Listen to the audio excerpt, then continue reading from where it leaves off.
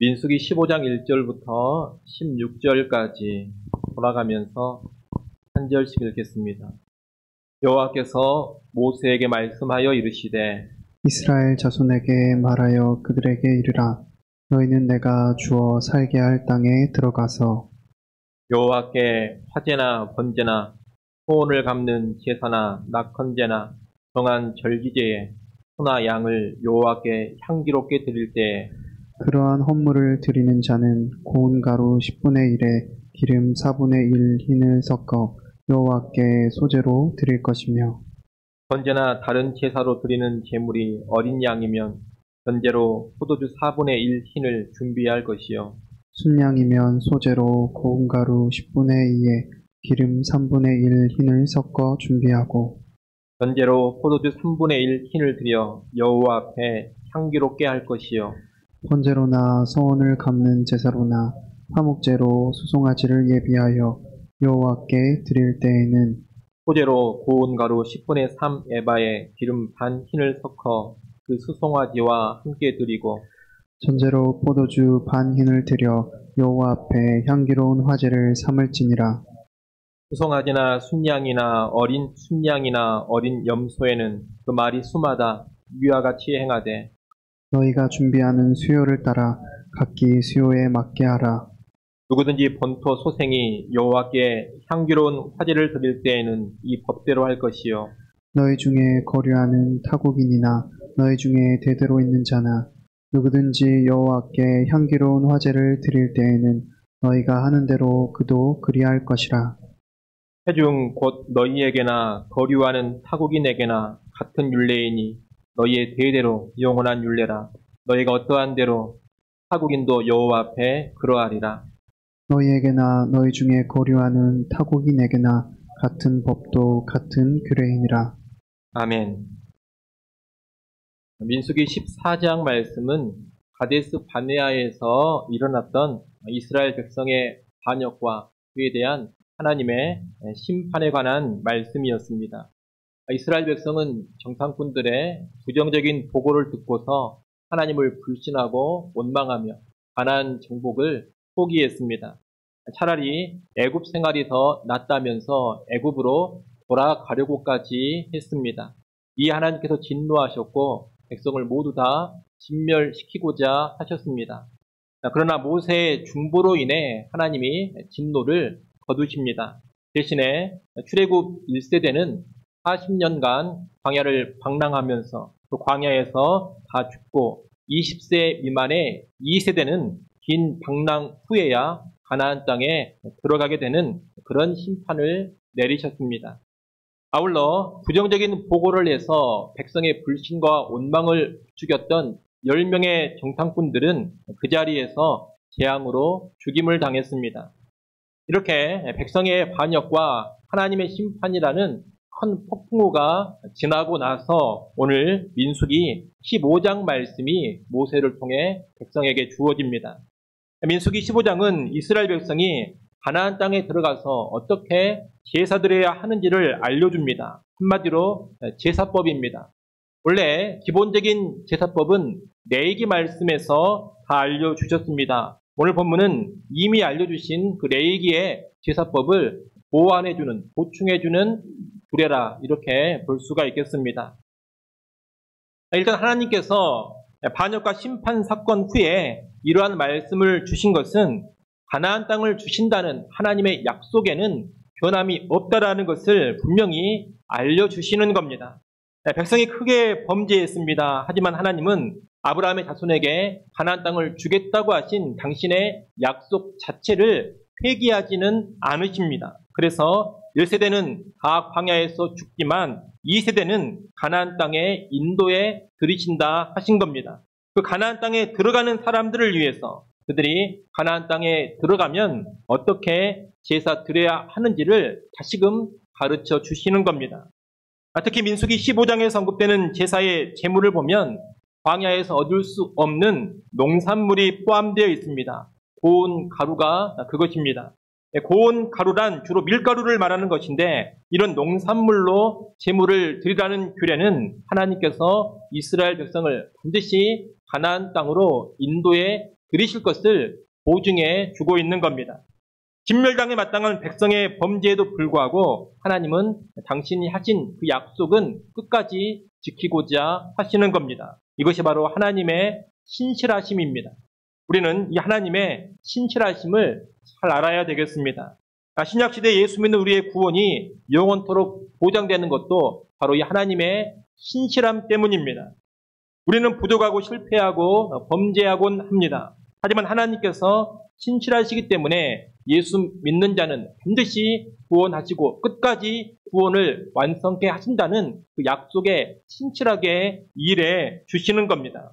우리가 대단해서가 아니라 하나님께서 신실하시기 때문에 그 하나님의 신실하심으로 예수 믿는 우리의 구원이 보장되고 우리 구원이 반드시 완성에 이르게 된다는 겁니다.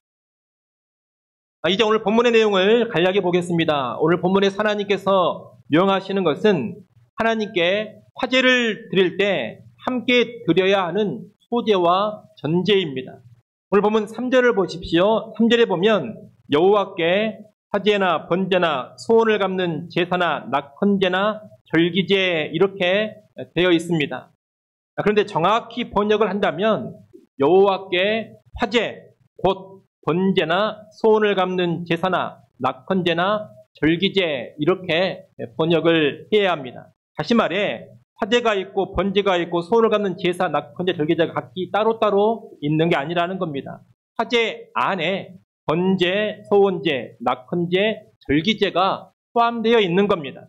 화제란 보통 불로 태워드리는 제사를 의미하는 것인데 이 화제를 엄밀하게 말한다면 하나님께 드리는 음식 봉헌이다 이렇게 말할 수가 있겠습니다.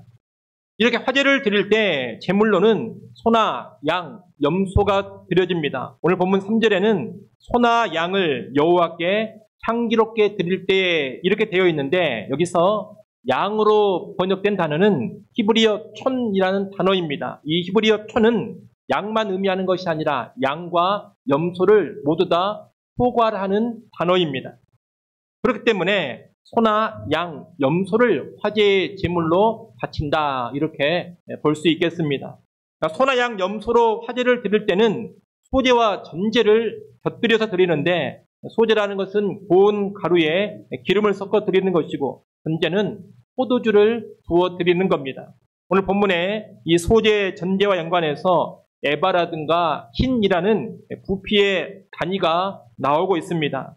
에바는 대략 22리터이고 흰은 대략 3.6리터 정도 된다고 여러분이 알고 계시면 되겠습니다. 본문 4절로 12절에 보면 드리는 제물에 따라서 각각 소제와 전제의 분량을 다르게 해서 바치도록 합니다. 4절, 5절은 어린 양을 제물로 바칠 때입니다. 어린 양을 제물로 바칠 때에는 어린 양 한 마리당 소제로 고운 가루 10분의 1 에바, 다시 말해 고운 가루 2.2리터에 기름 4분의 1 흰, 기름 0.9리터 섞은 것을 함께 드립니다. 그리고 전제로 포도주 4분의 1 흰을 함께 드리도록 되어 있습니다. 6절, 7절은 순양을 제물로 바칠 경우에 소제와 전제입니다. 어린 양에 비해서 이때는 소제와 전제의 양이 좀 더 많아집니다. 순양 한 마리당 소제는 고운 가루 10분의 2 에바에 기름 3분의 1 흰, 그리고 전제는 포도주 3분의 1 흰을 함께 드리라 말씀합니다. 8절로 10절까지 말씀은 수송아지, 숫소의 경우입니다. 수송아지의 경우에는 제물이 훨씬 크다 보니 소제나 전제의 양도 가장 많습니다. 수송아지 한 마리당 소제로 고운 가루 10분의 3 에바에 기름 반 흰 2분의 1 흰을 드리고 전제로는 포도주 반 흰을 드립니다. 이렇게 화제를 드릴 때는 제물에 따라서 각기 다른 분량의 소제와 전제를 함께 드리는 겁니다. 이에 이어지는 13절부터 16절까지의 말씀은 이스라엘 백성 중에 거류하는 타국인들이 제사를 드릴 경우에도 이스라엘 백성과 동일한 규례로 제사를 드리라는 말씀입니다. 거류하는 타국인이라는 말이 나오는데 이 거류하는 타국인이란 흔히 거류민이라고 말할 수가 있겠습니다. 이 거류민은 히브리어로 게르라고 합니다. 이 게르는 상업이나 여행 등을 위해서 이스라엘 땅을 잠시 방문하는 외국인과 구별되는 개념입니다. 잠깐 방문했다 떠나는 그런 타국인, 그런 외국인이 아니라 여러 가지 이유로 인해서 이스라엘 백성 사이에 아주 오래도록 거주하고 있는 그런 타국인, 그런 외국인들을 가리켜서 게르라고 합니다. 예전에는 이 게르를 번역할 때 나그네 이렇게도 번역을 하기도 했는데 나그네는 그 의미가 그렇게 좋은 번역은 아닙니다. 나그네보다는 거류민이 훨씬 더 좋은 번역이라고 하겠습니다. 이런 게르, 거류민이 할례를 받으면 유대교로 완전히 개종한 사람이 되어서 법적으로나 종교적으로나 유대인과 똑같은 대우를 받습니다. 그러나 할례를 받지 않는 가운데 이스라엘 백성 가운데 계속 오래도록 거주해도 무방합니다. 할례를 받지 않는다 하더라도 이스라엘은 이 거류민들을 기본적으로 보호해 줘야 합니다. 그리고 거류민들 역시 적지 않은 율법의 규례들을 준수해야 합니다. 예컨대 이 게르, 거류민들은 유월절을 지켜야 하는 의무는 없지만 무교절 기간에 누룩을 먹지 않아야 한다는 그 규례는 지켜야 합니다. 그리고 피를 먹지 않아야 한다는 그 규례도 거류민들은 다 지켜야 합니다. 이렇게 거류민들은 이스라엘 땅에서 기본적인 보호를 받을 권리가 있으면서 동시에 지정된 율법의 규례를 지켜야 될 의무가 있는 그런 사람들입니다. 이런 거류민들은 이스라엘 백성 가운데 거하면서 자기들이 원하면 하나님께 제사를 드릴 수 있습니다. 14절부터 16절은 바로 그럴 때 이 거류민들도 이스라엘 백성과 똑같은 규례로 제사를 드려야 한다. 그런 말씀인 겁니다. 이상이 오늘 본문의 제사 규례인데 이와 연관해서 우리는 세 가지 교훈을 살펴볼 수가 있겠습니다. 첫째, 우리는 예배할 때 정성과 신중함으로 예배해야 한다는 겁니다. 오늘 본문은 하나님께 드리는 제사의 종류와 제물의 품목을 쭉 열거합니다.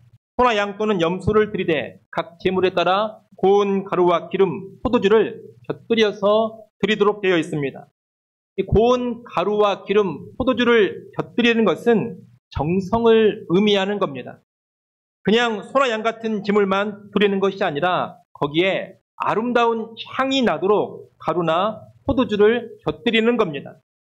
요리로 말한다면 고기 한 덩어리만 그냥 구워서 내놓는 그런 것이 아니라 거기에 맛깔스러운 소스를 뿌리고 좋은 향을 뿌리는 것과도 같습니다. 정성껏 하나님께 제물을 봉헌하는 겁니다. 또한 제물마다 곁들여야 하는 고운 가루와 기름, 포도주의 양이 각기 다 다릅니다. 제사 드리는 사람들은 이것을 잘 알아야 되고 하나님이 가르쳐 주신 이 분량을 그대로 지키면서 제물로 바쳐야 합니다. 드리고 싶은 대로 드리는 것이 아닙니다.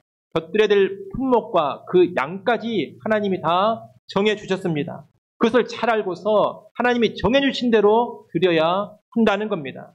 한마디로 제사 드리는 사람은 하나님이 정하신 규례를 잘 알고 그 규례에 따라서 세심하게 신중하게 드려야 하는 겁니다. 여러분, 이렇게 제사, 다시 말해 예배는 대충 드리는 것이 아닙니다. 내 멋대로 내가 드리고 싶은 방식대로 드리는 것도 아닙니다. 제사, 예배는 정성을 다해 드려야 하는 것이고 또한 하나님이 명령하신 대로 신중하게 드려야 하는 겁니다. 그래야지만 하나님께서 기뻐 받으시는 예배가 됩니다. 우리는 지금 신약시대를 살고 있는데 이 신약시대에는 오늘 본문의 말씀처럼 예배할 때 성경에 정해 놓은 어떤 세세한 규례, 규칙은 없습니다. 신약시대의 예배는 큰 틀에서 예배하는 방식이 성경적이고 예배에 기본적으로 있어야 될 요소들만 구비하고 있다면 외적인 형식이나 외적인 절차에는 자유로움이 있습니다. 큰 틀의 예배 방식을 말한다면 성자를 통해서 성령 안에서 성부께 예배를 드려야 합니다. 또는 영과 진리로 예배해야 한다, 이렇게도 말할 수가 있겠습니다. 성자를 통해 성령 안에서 성부께 예배하는 방식으로 또는 영과 진리로 예배하는 것으로 하나님께 예배할 때 이것이 바른 방식으로 예배하는 겁니다. 예배의 기본적인 요소 또는 필수적인 요소를 말한다면 그 예배 안에는 말씀이 있어야 되고 기도가 있어야 되고 찬양이 있어야 합니다. 그리고 헌금이 있어야 하고 공예배의 경우에는 축도도 있어야 합니다. 이런 요소들을 우리가 예배의 필수적인 요소 또는 기본적인 요소라고 하는데 그런 요소들을 적절히 배치하면 되는 겁니다. 오늘날 교파와 교단, 교회마다 예배의 형식과 절차는 다양합니다. 하지만 예배에 있어서 정성이 있어야 되고 신중함이 있어야 한다는 것은 다 동일합니다. 예배는 정성껏 준비해야 됩니다. 예배의 순서 하나하나에 우리가 정성껏 드려져야 됩니다. 또한 우리 마음대로 이렇게 드리고 저렇게 드려서는 안 됩니다. 성경의 원리와 정신에 위배되지 않도록 신중하고 세심하게 예배를 드려야 하는 겁니다. 그럴 때 하나님께 합당한 신약시대의 예배가 되는 겁니다. 그런데 오늘 여러분이 예배할 때 나는 과연 정성을 다해서 예배하고 있는가? 예배 순서 하나하나에 정성을 다해 마음과 뜻과 힘을 다해 드려지고 있는가? 이것을 잘 살피셔야 됩니다. 또한 예배 시간에 경거망동하지 않고 하나님 뜻에 어긋나지 않게 신중하게 우리의 예배가 이루어지고 있는가? 이것도 잘 살펴야 합니다. 정성이 없는 예배, 신중함, 회심함이 없는 예배는 하나님을 무시하는 일, 하나님을 못 오가는 일이 될 수가 있습니다. 그래서 꼭 적으시고 여러분 반드시 정성으로 예배하시고 하나님 법도를 따라 신중하게 예배하는 그런 성도들이 되시기 바랍니다. 둘째, 여호와께 향기롭게 예배해야 합니다. 오늘 본문에는 제사와 연관해서 거듭해서 여호와께 향기롭게라는 표현을 쓰고 있습니다. 3절 하반절을 보십시오. 거기 보면 여호와께 향기롭게 드릴 때 이렇게 말합니다. 7절을 보십시오. 7절에도 여호와 앞에 향기롭게 할 것이요 라고 합니다. 10절에서도 여호와 앞에 향기로운 화제를 삼을지니라 라고 합니다.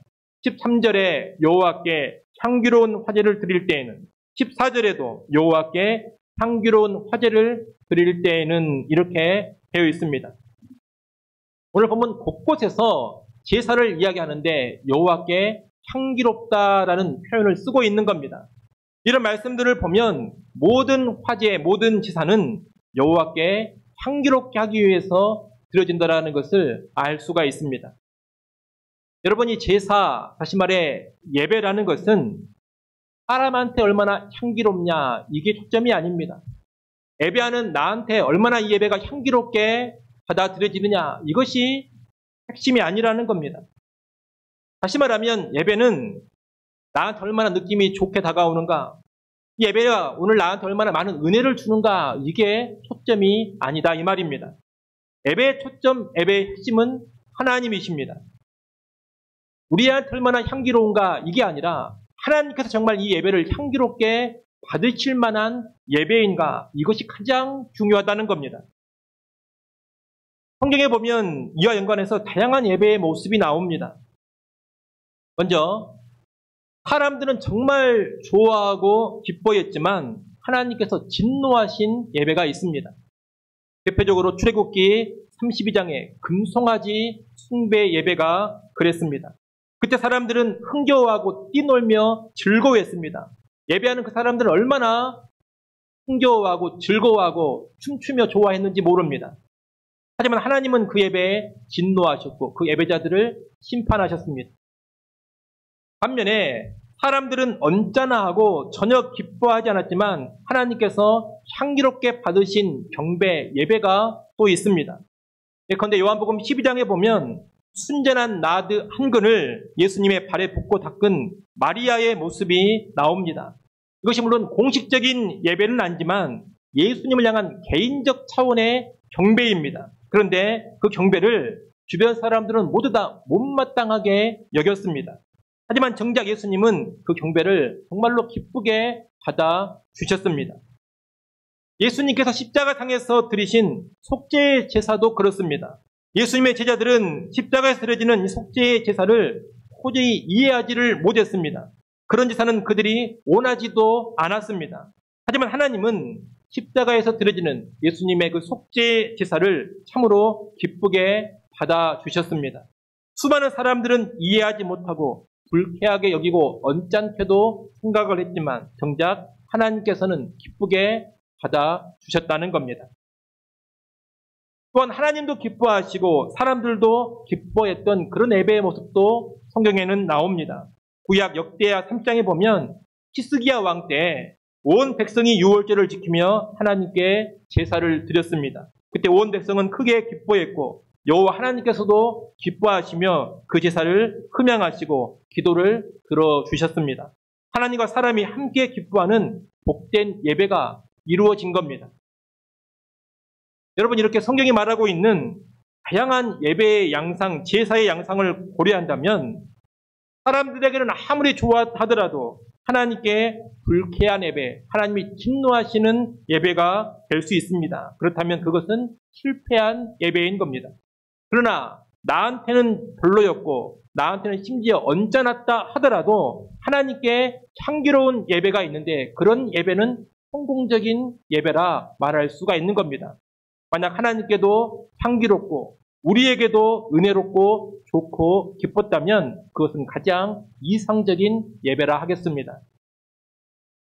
우리는 이상적인 예배를 추구하되 예배의 초점, 예배의 핵심은 나의 기쁨과 나의 만족, 사람들의 기쁨과 사람들의 만족이 아니라 하나님의 기쁨과 하나님의 만족이라는 것을 언제나 마음 깊이 새기고 있어야 되겠습니다.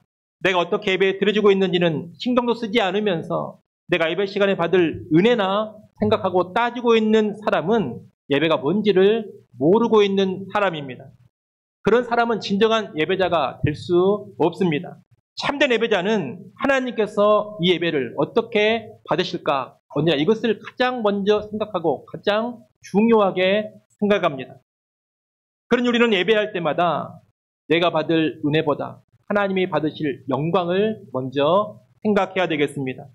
우리 예배를 하나님이 정말로 향기롭게 받으실 것인가? 정말로 우리 예배가 하나님께서 기쁘게 받으실 만한 그런 예배로 드려지고 있는가? 이것을 깨어서 잘 살펴야 합니다.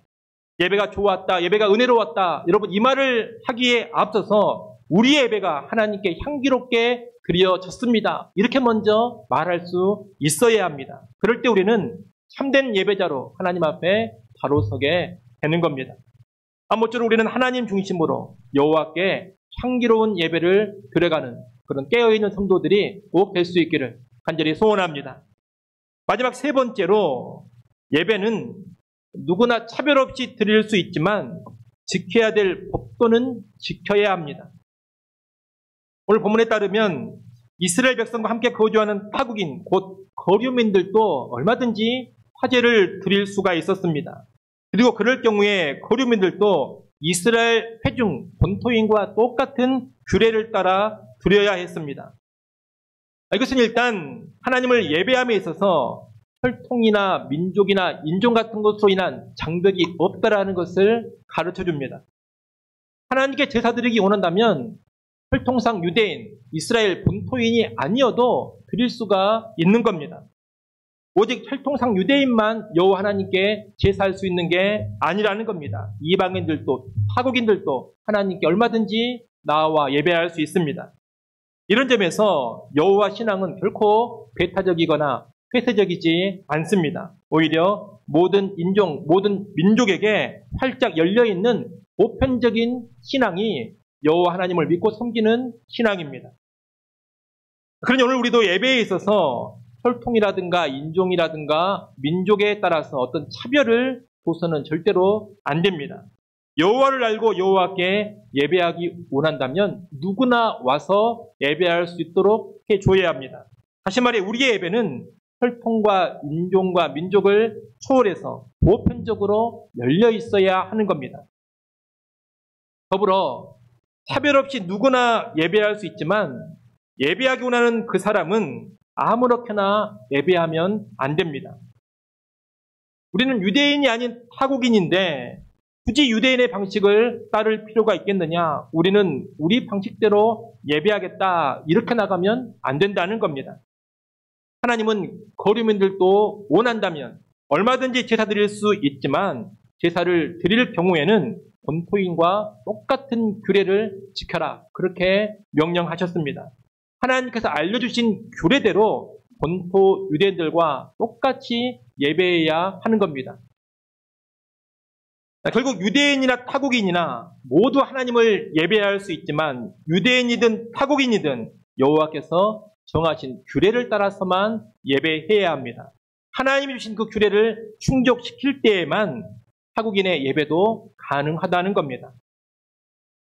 앞서 말씀드린 것처럼 신약시대에는 오늘 본문의 말씀과 같은 외적인 규례를 그대로 지키면서 예배할 필요가 없습니다. 이 신약시대에는 예수 그리스도를 구주로 믿는 믿음만 있으면 아무런 차별 없이 그 누구나 하나님께 예배할 수 있습니다.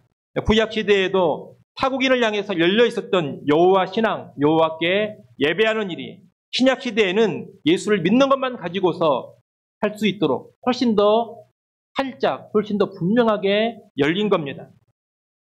따라서 오늘 우리가 예배하는 데 있어서 혈통이나 민족, 인종에 의한 차별이 있어서는 안 되겠습니다. 사실 그런 모습은 이제 거의 없다고 봐도 무방하겠습니다.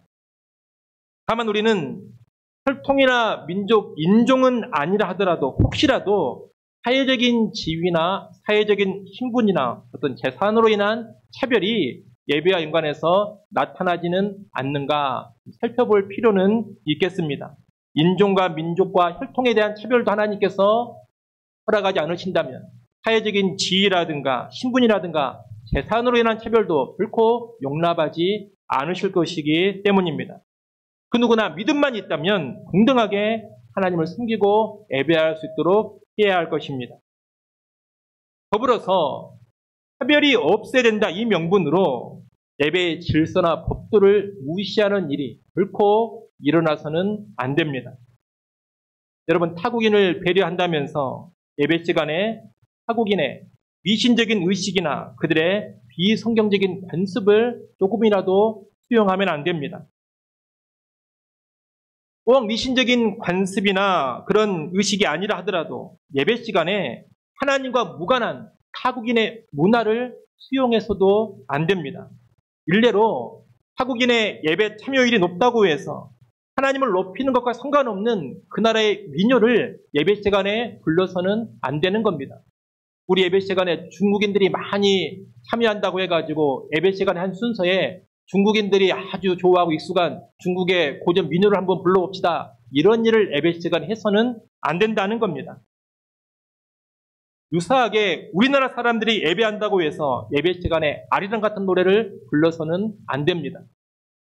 예배 시간에 우리 대한민국 애국가를 불러서도 안 됩니다. 그렇게 나가면 혼합주의에 빠지는 것이고 민족주의에 빠져버리는 겁니다. 하나님은 타국인도 차별 없이 예배해야 돼 지켜야 될 예배 규례는 하나님의 백성인 이스라엘과 유대인들과 동일하게 지켜야 한다. 그렇게 명령을 하셨습니다. 처음 계시를 주신 그 말씀대로 모든 민족, 모든 인종을 초월해서 그 말씀대로 예배를 드려야 하는 겁니다. 그렇기 때문에 누구나 예배할 수 있지만 예배할 때는 성경이 가르쳐주는 법도와 정신을 따라서만 예배해야 합니다. 이것을 꼭 명심하시고 차별 없는 예배를 드리시되 하나님이 명하시는 법도는 굳건하게 지키면서 예배하는 그런 성도들, 그런 교회가 될 수 있기를 바랍니다. 오늘 말씀을 정리합니다. 우리가 오늘 레위기의 제사법을 보완해주는 민수기의 제사법을 봤습니다. 이 제사법을 통해서 오늘 우리의 예배가 어떠해야 하는가 3가지 정도 배웠습니다. 첫째, 예배는 정성과 신중함으로 드려져야 합니다. 둘째, 예배는 사람이 아닌 여호와께 향기롭도록 드려져야 됩니다. 셋째, 예배는 차별 없이 드릴 수 있지만 지켜야 될 법도는 똑같이 지키면서 드려져야 됩니다. 이 내용들 여러분 잘 기억하시고 오늘 우리가 바른 예배자로 꼭 설 수 있기를 바랍니다. 특별히 지금 현대 사회는 예배와 연관된 부패와 변질과 타락이 너무나도 많습니다. 정성도 없는 예배가 비일비재하고 신중하지 않는 예배도 너무나 많습니다. 여호와께 향기롭게 드리기보다는 어떻게 하면 사람들을 더 기쁘게 해주고 어떻게 하면 사람들을 더 만족시킬까 이런 예배가 너무나 많이 나타나고 있습니다. 또 차별 없이 드려야 된다 이것을 내세우면서 예배 안에 말도 안 되는 그런 형식과 순서와 문화들이 들어오고 있는 그런 시대를 우리가 살고 있습니다. 이러한 시대에 말씀의 원리를 명확하게 이해하시고 언제나 하나님이 가르쳐 주신 그 법도를 따라서 참되게 바르게 예배하는 우리 모두가 될 수 있기를 간절히 축원합니다. 기도하겠습니다. 아버지 하나님, 거룩하신 하나님께 예배할 때 거룩하신 하나님이 알려주신 거룩한 말씀의 법도를 따라 예배하게 하여 주시옵소서. 하나님, 예배할 때마다 정성으로 예배하게 하시고 말씀의 법도대로 신중하게 예배하기를 원합니다. 사람의 만족과 사람의 기쁨, 나의 만족이 아닌 오직 여호와께 향기롭게만 드려지는데 우리의 목표를 두게 하여 주옵소서. 사람의 기쁨이 되면서 하나님의 불쾌함이 되는 그런 예배가 결코 우리에게 나타나지 않게 하여 주옵소서. 여호와 영광을 위하여서 여호와께서 기뻐 받으시는 그런 예배만을 우리가 올려드리게 하여 주옵소서. 또한 차별 없이 모두에게 열려있되 지켜야 될 법도는 철저하게 지키며 예배하는 우리 교회가 되게 하여 주옵소서. 우리 교회가 참으로 하나님 앞에 영원토록 바른 예배에 들어가게 하시고 주님 다시 오시는 그날까지 참된 예배자로 우리 모든 성도들이 서게 하여 주옵소서. 예수님의 이름으로 기도드리옵나이다. 아멘.